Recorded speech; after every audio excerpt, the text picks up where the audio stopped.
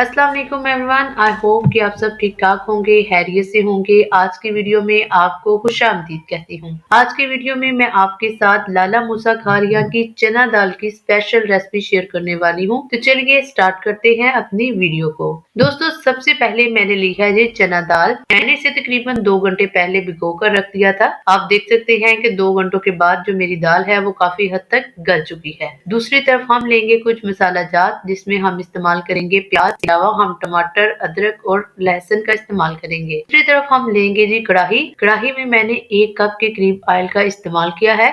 इसमें डालूंगी मैं प्याज। मैंने तकरीबन एक बड़ी प्याज को चॉप कर लिया और प्याज को करेंगे हम मीडियम ब्राउन। जो ही हमारा जो प्याज है वो थोड़ा सा ब्राउन हो जाएगा तो इसमें हम डालेंगे लहसुन। ठीक है जी, लहसुन को डालने के बाद इसको भी थोड़ा सा ब्राउन करेंगे। इसको ब्राउन करने के बाद हम इसमें डालेंगे जी अदरक का पेस्ट। अदरक का जो पेस्ट है वो मेरे पास 2 चाय के चम्मच है। ठीक है जी, इसके अलावा मैं इसमें डालूंगी टमाटर और हरी मिर्च। इन तमाम चीजों को हमने क्या करना है, हमने अच्छे तरीके से करना है। जो ही ये तमाम चीजें जो हैं वो गल जाएंगी तो इसमें हम थोड़ा सा पानी का इस्तेमाल करेंगे। पानी का इस्तेमाल करने के बाद हम इसमें डालेंगे जी मसाला जात। मसाला जात में मेरे पास है जी नमक। नमक मैंने 1 चाय की चम्मच इस्तेमाल किया है। इसके अलावा मेरे पास दरदरी लाल मिर्च है जो मैंने 1.5 चाय की चम्मच इस्तेमाल की है। हल्दी मैंने आधी चाय की चम्मच इस्तेमाल की है। इसके अलावा मेरे पास काली मिर्च है। इसके अलावा मेरे पास कलवंजी है, जीरा पाउडर है और हरा धनिया है। इन तमाम मसाला जात को डालने के बाद हमने क्या करना है, हमने इनको अच्छे तरीके के साथ भून लेना है।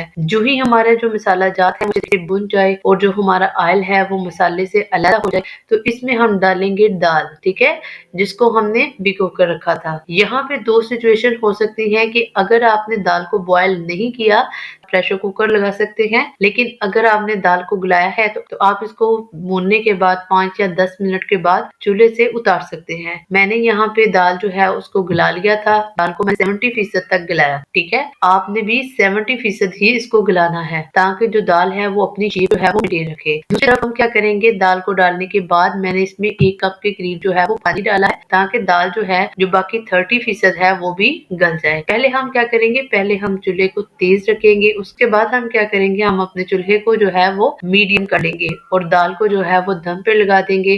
दाल को दम पे लगाने से पहले हम इसमें गरम मसाला डालेंगे। इसके अलावा हम इसमें हरा धनिया और हरी मिर्च का इस्तेमाल करेंगे। इन तमाम चीजों को डालने के बाद जो है वो हमने दाल को मजीद 2 मिनट के लिए दम पे रखना है। तो दोस्तों, ये है हमारी चना दाल की रेसिपी जो लाला मूसा खारिया पे बनाई जाती है। ये रेसिपी आज से पहले आपके साथ किसी ने शेयर नहीं की होगी। मुझे उम्मीद है कि आपको ये वीडियो अच्छी लगी होगी। अगर वीडियो अच्छी लगी हो तो वीडियो को लाइक कीजिए, शेयर कीजिए और कमेंट बॉक्स में जाके अपनी कीमती राय का इजहार जरूर कीजिए। मिलते हैं किसी और वीडियो में, तब तक अल्लाह हाफिज।